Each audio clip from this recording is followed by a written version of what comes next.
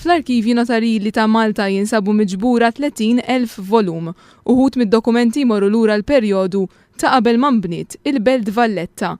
It-tnejn filgħodu l-Prim Ministru Joseph Muscat żar il-post fejn jinżammu dawn l-arkivji notarili. Il-Prim Ministru Joseph Muscat ġie mdawwar mal-post minn Dr. Joan Bella, waħda mill-volontira li tieħu ħsieb dan il-post. Joan Bella spjegat kif dan il-post instab fi stat ta' abbandun, b'dokumenti storiċi jinstabu mimlija moffa u susa. F'dawn id-9 snin li la tieħu ħsieb dan il-post, Bella talbet lill-gvern preċedenti kemm il-darba sabiex jgħinha, iżda huma ngħataw biss €300 f'sena.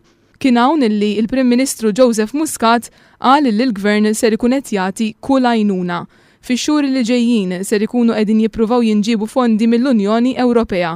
Jekk dawn il-fondi jiġu approvati, allura l-proġett jista' jibda jieħu forma mis-sena 2015 u stmat li hemm bżonn ta' madwar €6 miljun sabiex l-arkivji notarili jitranġaw.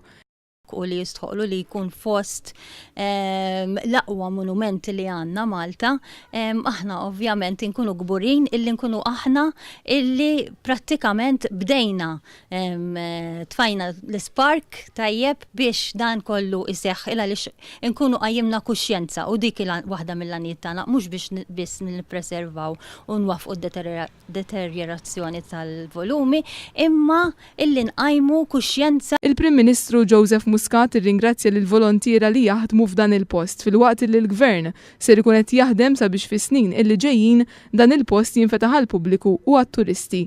Fl-arkivji notarili wieħed jista' jsib dokumenti ta' qabel ma nbniet il-Belt Valletta saħansitra wieħed jista' jsib ukoll l-eqdem kitba bil-Malti, il-kantilena ta' Pietru Kaxaru.